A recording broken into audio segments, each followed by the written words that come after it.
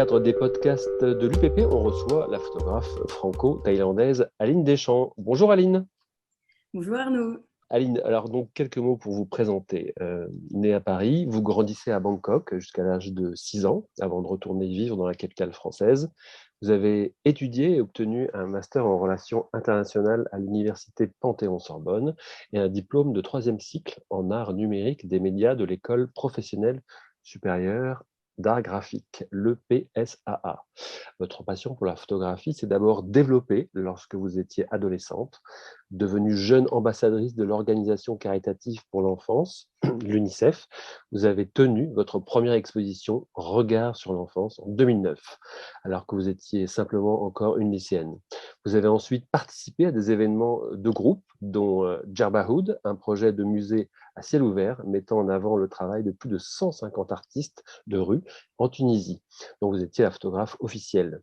Depuis, votre travail a été largement diffusé, à la fois sur papier et en ligne, dans des publications différentes, telles que le New York Times ou Le Monde, Al Jazeera et le Huffington Post. Vous vous êtes intéressé à l'expérimentation des techniques numériques pendant votre cours à l'EPSAA. Cela m'a vraiment ouvert les yeux sur un autre monde, vous dites vous-même. Vous avez découvert des technologies numériques créatives et notamment la réalité augmentée. Ces outils vous ont montré qu'il était possible de raconter des histoires de manière différente et surtout de façon nouvelle. On va parler de votre série I Am Not Your Animal. C'est un témoignage visuel du quotidien d'anciens employés domestiques au Liban. La série tente de traduire une expérience intersectionnelle, c'est-à-dire une multiple expérience de discrimination sur genre, classe, race, handicap, nationalité, orientation sexuelle, la difficulté d'être une femme noire migrante au Liban, souvent confrontée à un racisme systémique. Cette série a reçu le prix UPP Picto en 2021. Cette dotation vous permet de continuer ce travail, qui sera exposé en 2022 à la Galerie de l'Union des photographes professionnels. Et vous êtes aussi ambassadrice de la marque Canon. Aline, vous êtes actuellement en Sierra Leone, je crois, pour continuer cette série. Tout à fait, à Makeni plus précisément. Très bien. Le début.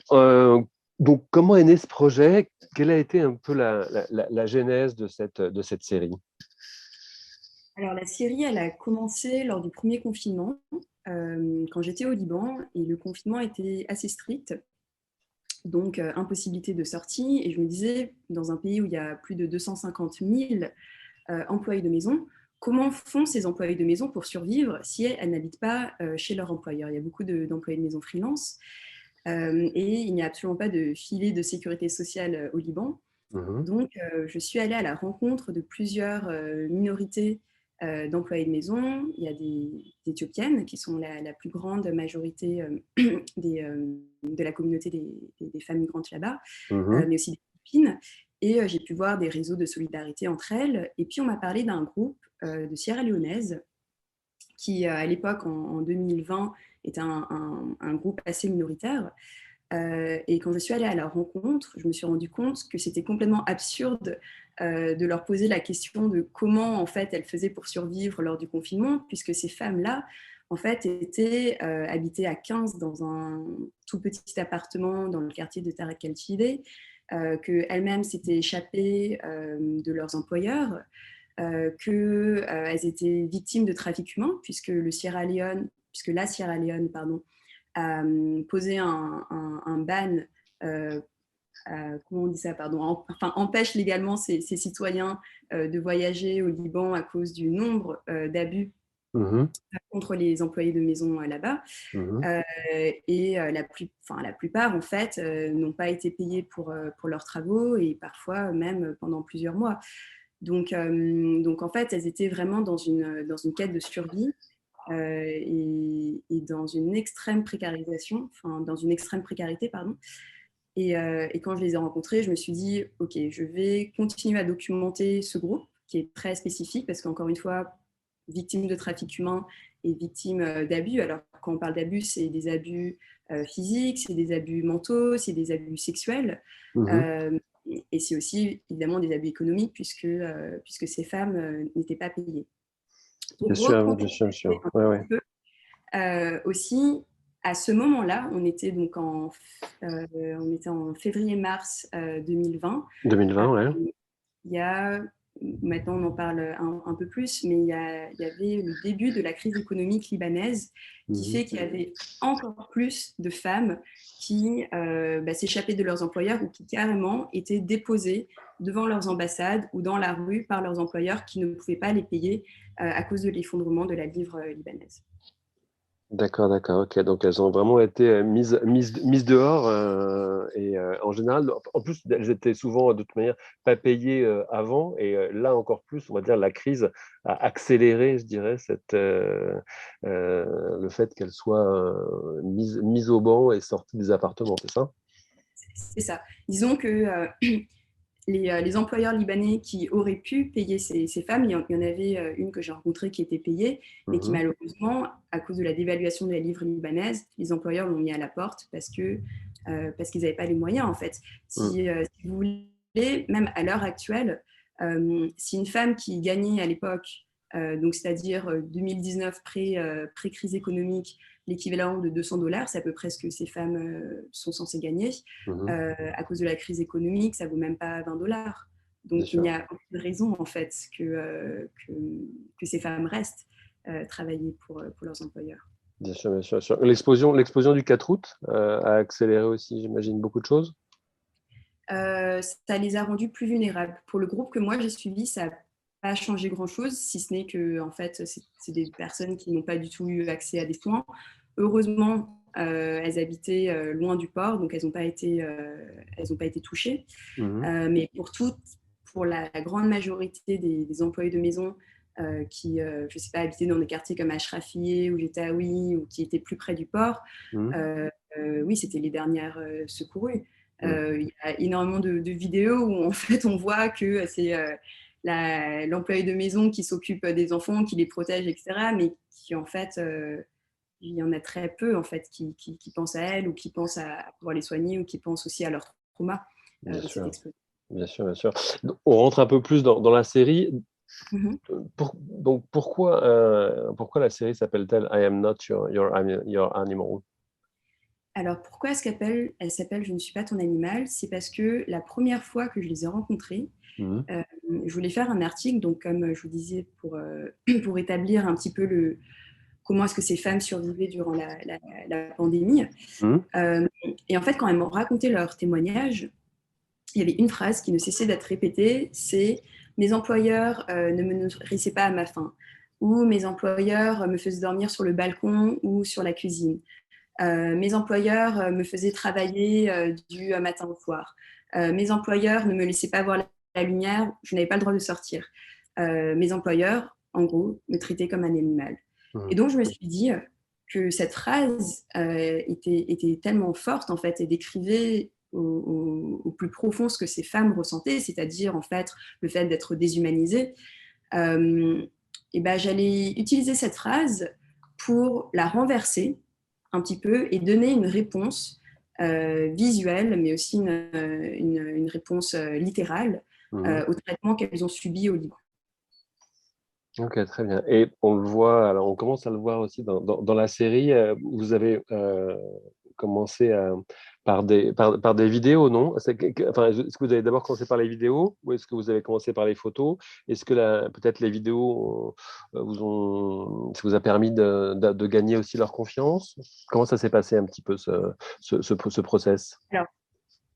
Alors, le processus, c'est que moi, j'avais vraiment l'intention d'écrire un article que j'ai Mhm. écrit sur un site qui s'appelle Africa as a Country. Mhm. Euh, et quand j'ai fait des interviews, j'ai fait des interviews filmées. Donc, Mhm. c'est pour ça que ces femmes ont été filmées.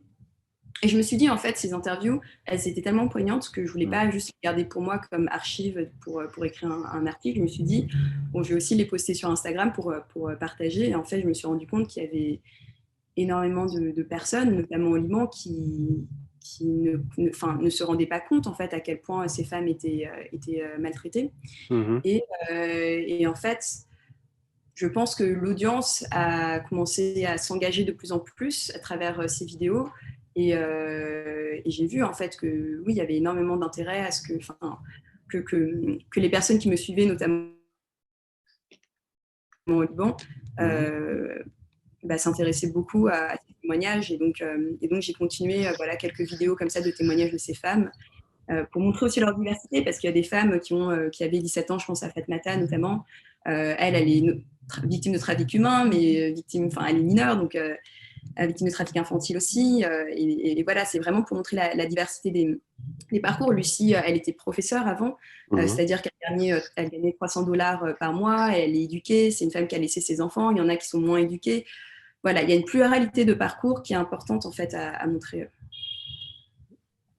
Et dans vos photographies, ce qu'on voit aussi, c'est qu'il y a toute une partie donc assez sombre au tout début, où il y a ces appartements où elles sont très très nombreuses à s'être réfugiées, et puis elles vont aller vers ces plages, vers la lumière aussi. C'est la plage de quoi? C'est du quartier de l'UNESCO, non? C'est exactement, ça s'appelle Ramlet El Baïda. C'est ça, ouais. Et donc, pour répondre à votre question, je vais sur la photographie. En fait, le moment où je leur ai dit, j'aimerais bien retourner vous voir pour continuer la documentation à travers le médium de la photographie. Je pense qu'au début, elles me croyaient pas forcément, parce que durant forcément leur parcours, elles ont certaines vécu dans la rue. Beaucoup de gens leur ont dit qu'ils allaient les aider. Et moi, je leur ai tout de suite dit, je vais pas vous aider matériellement, mais je vais essayer, d'en tout cas, documenter au mieux pour attirer l'attention sur votre cas et le communiquer au mieux possible. Et quand j'y suis retournée, c'est vrai que ça a été une vraie surprise pour elles, et que c'est là où tout a changé, où en fait elles ont vraiment, elles ont vraiment pris ma parole, comme et ont commencé un lien de confiance. Et donc c'est à partir de là que j'ai vraiment pu prendre des photos en leur rendant visite assez souvent. Et donc dans ce petit appartement où elles étaient à Tariq el-Shideh, c'est vrai qu'elles étaient toujours confinées dans cet appartement, de par la pandémie, parce qu'on avait quand même très peur d'aller dehors à l'époque. Ça paraît lointain maintenant, mais je pense que tout le monde s'en souvient. Et en plus de ça, c'était vraiment leur lieu de vie. Elles ont aussi très peur d'être vues dehors, parce qu'elles sont sans papier, donc il ne fallait absolument pas que des policiers ou les voient. Donc il y avait aussi cette peur juste d'aller dehors. Elles y allaient pour faire les courses, mais sinon elles étaient tout le temps dans cet appartement qui était vraiment un lieu de vie commun. Et la transition vers Ramlet El Baïda s'est fait en fait du fait que à partir du mois de mars-avril, Lucie et aussi d'autres femmes ont commencé en fait à dire on commençait à prendre sous leurs ailes dans leur appartement plus de femmes. C'est-à-dire que dès qu'il y avait une Sierra Léonaise qui s'est échappée de leurs employeurs, le numéro de Lucie ou d'une de ces femmes était trouvé, et donc elles recueillaient ces femmes et elles partageaient avec elles leur lit, leur salon. Et petit à petit, en fait, un appartement qui accueillait au début 15 personnes a fini par accueillir 20 personnes, puis 30 personnes, puis 40 personnes. Oui. Et donc, au milieu de l'été, c'était devenu complètement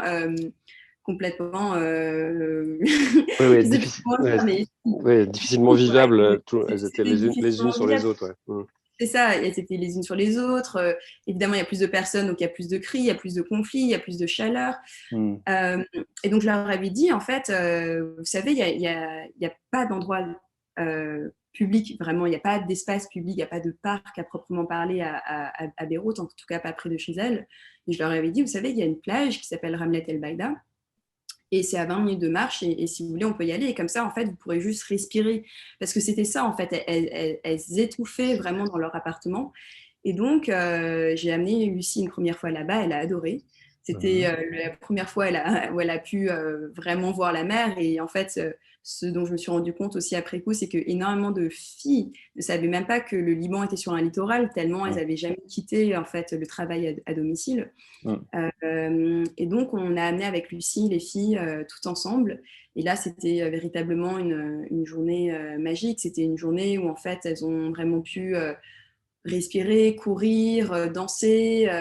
Même se tremper dans l'eau, même si c'est terrible, l'eau de Ramlet El Baïda, vous le savez, mais est complètement toxique. C'est pour ça qu'en fait, c'est un espace aussi, je dirais, de personnes qui sont marginalisées, On voit là-bas beaucoup de réfugiés palestiniens, de travailleurs migrants comme des Bengalis, des Indiens, des Népalais. En fait, c'est vraiment la plage des gens marginalisés qui n'ont pas les moyens de payer une plage privée comme le font la plupart des Libanais Mmh. en dehors de Beyrouth. Mais quand bien même la toxicité du lieu, ça a été en fait un lieu de refuge et un lieu de joie pour elles. Ouais, c'est sûr, c'est que tout le monde ne peut pas aller au Sporting.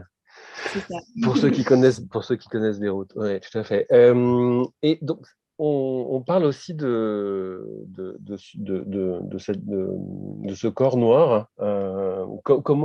Quels ont été les témoignages sur ce racisme au quotidien qu'elles ont pu vous transmettre et comment elles se sont exprimées là-dessus? Alors là, vraiment, y a tout en fait. C'est l'humiliation constante. Soit c'est l'humiliation, soit je pense c'est le fait de même pas être vue. Mm. Mais elle, pour ce groupe spécifique, en fait, je pense à ne pas être vue quand moi je suis arrivée à Beyrouth et c'est vrai qu'en fait les employés de maison, juste pour contextualiser pour les auditeurs qui ne seraient jamais allés à Beyrouth, on Mm. les voit généralement sur les balcons Mm. des immeubles, des appartements. On les voit en train de faire les courses Mm. pour leurs employeurs libanais. On les voit aussi en train de sortir les chiens Mm. dans la rue. Mm. Euh, et bien souvent aussi un uniforme. Donc, c'est vrai que pour un regard, je dirais, une personne qui arrive au Liban, Mm. euh, ça marque. Pour ces femmes-là, du Sierra Leone, elles n'étaient pas vraiment employées dans des familles très riches qui leur donnaient un uniforme ou qui faisaient sortir les chiens forcément. Mais quand elles me parlaient de leurs témoignages, c'était vraiment je sais pas, des remarques racistes de ah mais en fait, tu pues, je veux pas t'approcher. Elles faisaient aussi parfois taper par des enfants, Mm. Mm. Mm. simplement. Ça arrivait souvent et elles n'avaient évidemment pas le droit de répondre, sinon c'était elles qui se faisaient taper.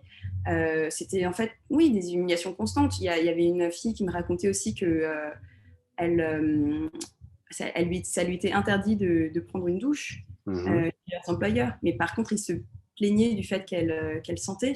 Mm. Donc en fait, elle était obligée d'attendre que son employeur revienne avec un coup dans le nez à la maison pour prendre une douche discrètement chez lui parce que en fait sinon elle n'avait pas autorisé. Enfin voilà, c'est ce genre d'humiliation constante en fait euh, auquel elles font face et je pense que le racisme dedans il est important de rappeler que c'est un racisme systémique qui est Mm. vraiment pas que lié à des individus, qui est vraiment lié à un système qui le permet et ce système c'est le système du kafala.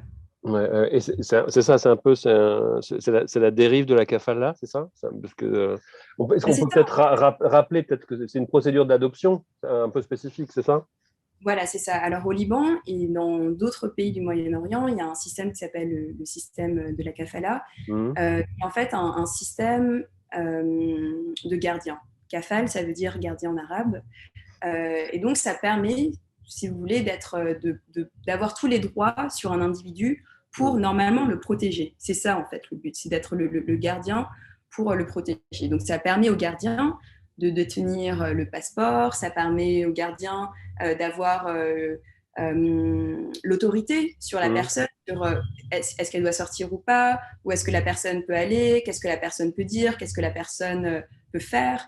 Mais en fait, en réalité, on se rend compte que ce système de kafala est utilisé surtout au Liban, mais aussi dans d'autres pays du Moyen-Orient, euh, pour, euh, pour mettre en place en fait un système qui est bénéfique économiquement Mhm. aux individus, mais aussi à l'État, parce que l'État gagne énormément d'argent grâce à ce système, parce que c'est un système qui permet en fait de ne pas forcément payer Mhm. le travailleur, et ça permet aussi aux agents, donc aux intermédiaires entre les employés de maison et les employeurs, les agents peuvent dire, voilà, cette femme arrive chez vous, elle n'est pas une travailleuse, elle est une esclave. C'est un terme qu'on entend mais régulièrement chez les femmes quand elles témoignent. C'est en fait, voilà, c'est pas un humain, c'est une esclave. Mhm. Euh, prenez son passeport, prenez son téléphone, fermez bien la porte de chez vous parce que sinon elle risque de s'enfuir. Mhm. Ça, c'est des choses vraiment, vraiment basiques que les femmes relatent quasiment toutes à l'unanimité. Mhm. Très bien. Et donc, justement, là, vous avez parlé un petit peu des agences qui envoient ces femmes. Donc, actuellement, Aline, vous êtes à McKinney, en Sierra Leone. Donc, vous continuez le reportage avec cette dotation UPP Picto. Comment ça se passe là? Qu'est-ce que vous avez rencontré? Vous y êtes depuis quoi, une dizaine de jours, c'est ça? C'est ça, une dizaine de jours. Alors moi, ce qui m'a importé dans cette série, c'est peut-être aussi c'est peut-être de montrer le côté intime, le côté personnel, le côté de la violence latente aussi de ces femmes. Et c'est pour ça Mhm. que j'ai suivi pendant plusieurs mois. C'est de Mhm. montrer que ces femmes, en fait, elles sont mères, elles sont sœurs, elles sont filles. De montrer en fait cet humanisme cette humanité qu'on a tendance à oublier. Mhm. Et c'est pour ça aussi que dans cette série, je reviens juste sur la série de Ramlet El Baïda, Bien sûr. mais c'est vrai qu'on les voit en train de danser, on les voit en train d'écouter de la musique, on les voit en fait en train de faire les mêmes choses que nous, on ferait si on était à la plage. Euh, Mhm. et donc pour moi, venir ici, ce qui était important, c'était aussi de voir de l'autre côté. Comment est-ce que ça se passe de l'autre côté, en fait, quand il y a une famille et qu'en fait, on s'endette pour que notre fille ou notre mère ou notre cousine puisse aller au Moyen-Orient pour rapporter de l'argent, pour qu'elle puisse s'épanouir professionnellement ou pour qu'elle puisse juste envoyer des remittances. Donc cet argent qui permet d'aider le pays, la Sierra Leone dans ce cas. Je disais que, moi, ce qui m'importait en fait en revenant en Sierra Leone, c'était de voir cette violence latente qui est pour la famille Mhm. de la femme qui est partie, parce que énormément d'entre elles bah, finissent à l'hôpital à un moment donné à cause des souffrances physiques ou sexuelles qu'elles ont subies, donc elles n'ont pas forcément de nouvelles. En plus de ça, leur téléphone est confisqué, donc c'est Mhm. extrêmement dur pour une famille qui a économisé pour payer les trafiquants de ne pas avoir de nouvelles de sa famille, du membre de sa famille. Et en plus de ça, ce qui m'importait, c'était de savoir, une fois que ces femmes, le groupe de femmes notamment de Sierra Leone, que j'avais suivi à Beyrouth, Mhm. une fois qu'elles sont rentrées à la maison, une fois qu'elles ont été rapatriées, parce que les filles que vous voyez dans la série, elles ont été quasiment toutes rapatriées vers octobre 2020. Ce D'accord. qui m'importait, c'était de savoir comment est-ce qu'elles, elles avaient réussi à se réintégrer à leur famille et à leur société, à quel point le tabou, le fardeau en fait d'avoir été une ancienne employée de maison pesait en Sierra Mhm. Leone. Mhm. Il y en a certaines d'entre elles qui n'avaient pas d'autre moyen de survie que de se prostituer. Il y en Mhm. a certaines d'entre elles ont aussi été violées, mais toutes en tout cas portent le trauma de l'esclavage moderne une fois qu'elles rentrent chez elles. Donc c'est extrêmement compliqué. D'accord. Et je savais que c'était compliqué déjà avant de venir ici parce que j'ai maintenu contact pendant 1 an et demi avec quelques-unes de ces femmes. Donc, je Mhm. connaissais leurs nouvelles. Mais une fois en arrivant ici, on se rend compte que en fait, ce n'est pas quelques-unes qui sont rejetées de leur famille. C'est la plupart sont rejetées de leur famille et ont besoin en fait d'une structure, d'un endroit où aller. Et si elles n'ont pas ça, et c'est ce qui est en train d'arriver, c'est ce que j'essaie de documenter aussi ici, c'est qu'en fait, malheureusement, elles repartent. Quand bien D'accord. même elles savent à quel point elles ont échappé à la mort au Liban, elles préfèrent repartir dans un autre endroit, quitte à mourir, mais à mourir loin de la honte qu'elles ont chez elles. Donc c'est Mhm. extrêmement violent. D'accord. C'est un exil, Euh, un exil donc, économique forcé. à Ouais. côté, c'est ça, c'est un exil économique forcé. Alors, au début, mais c'est pas qu'économique en fait. Non, C'est non. pas Ouais. qu'économique parce qu'en fait, la plupart de ces femmes, alors il y a des familles qui comprennent ce que c'est l'esclavage et qui comprennent ce qui se passe au Moyen-Orient. Et il y en a d'autres qui soit ne le comprennent pas, soit qui refusent de croire ce par quoi sont passées leurs filles, leurs mères, etc. Mmh. Et donc, en fait, elles se disent, non, mais en fait, voilà, j'ai dépensé tant d'économies pour toi. Généralement, elles doivent payer un passeur 1500 ou 2000 $. Mmh. Euh, et pour le rappeler, en fait, les filles ici, elles ne partent pas de Freetown, capitale du Sierra Leone, jusqu'à Beyrouth, capitale du Liban. Elles font souvent des voyages de plusieurs mois pour aller en Guinée, ensuite pour aller parfois au Maroc, Mmh. ou elles passent par le chemin en Éthiopie. Bref, elles font elles passent par le chemin du trafic humain.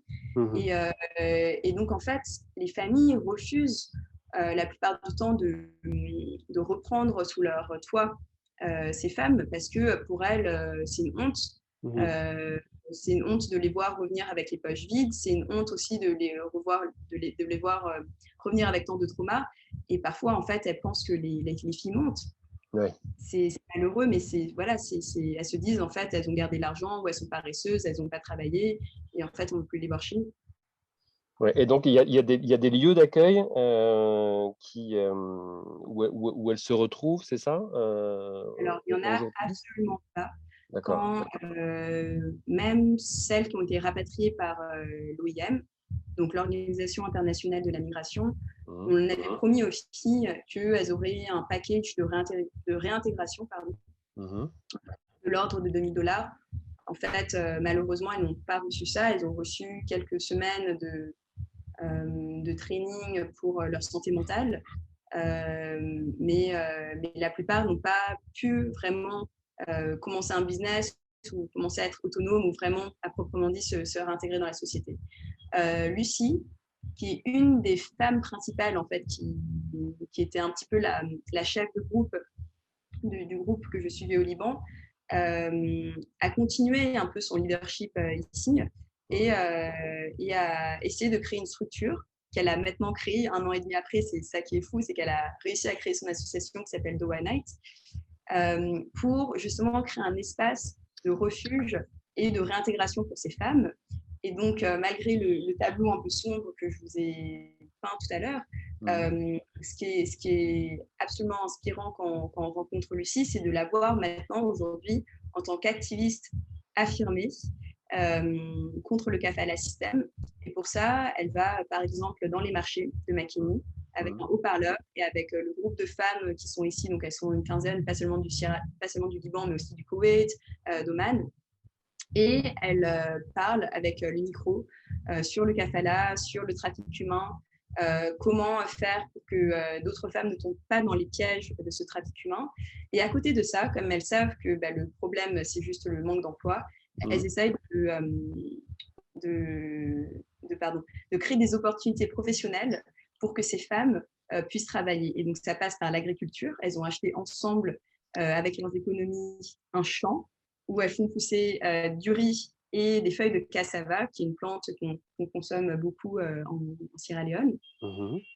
Et elles se disent qu'en fait, à travers ces moyens, donc le moyen agricole, mais aussi pardon, le moyen artisanal, parce qu'elles font des ateliers de couture, elles font des ateliers de perles pour faire des colliers, pour faire des sacs, qu'à travers ça, peut-être que d'autres femmes qui reviennent du Moyen-Orient auront envie de rester en Sierra Leone parce qu'elles auront des opportunités professionnelles et qu'elles puissent aussi empêcher d'autres femmes de partir au Moyen-Orient grâce à cette entraide. Bon, bah, en tout cas, c'est une série qui va être sacrément complète et qui va nous permettre, une fois de plus, ouais, de mieux comprendre l'ensemble du cheminement qui est évidemment absolument dramatique. Combien de temps vous allez rester encore en Sierra Leone, Aline? Là, je pense encore 10 jours. D'accord, ok. Ouais. Bon, très bien.